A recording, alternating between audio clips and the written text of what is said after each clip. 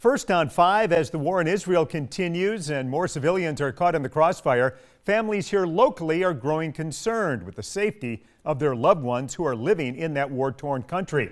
It's a News 5 exclusive. Shimani Baker joins us now. Shimani, you spoke with a Mobile man whose son-in-law is an Israeli reservist who's been called up to the front lines. Yeah, Peter, the Golan family is living in a city about an hour away from Tel Aviv. Roni Golan is off to fight in the war while his wife, Carrie, originally from Mobile, is working hard to stay positive through it all.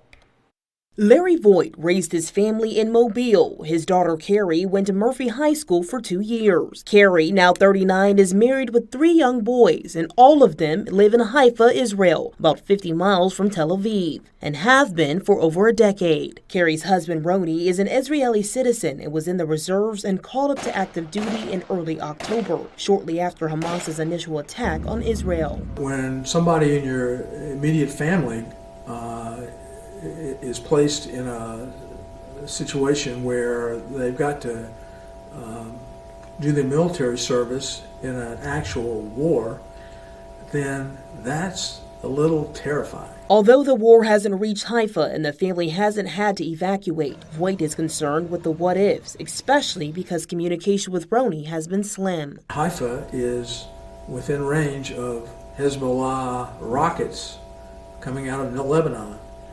And, you know, they're potential targets there.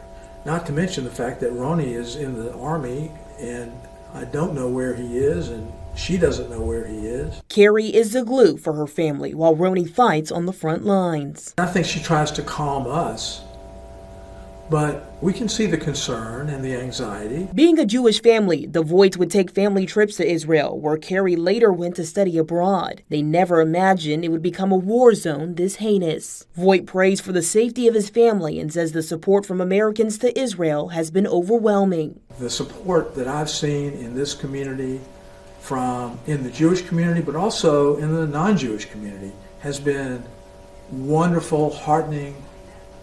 It has been amazing.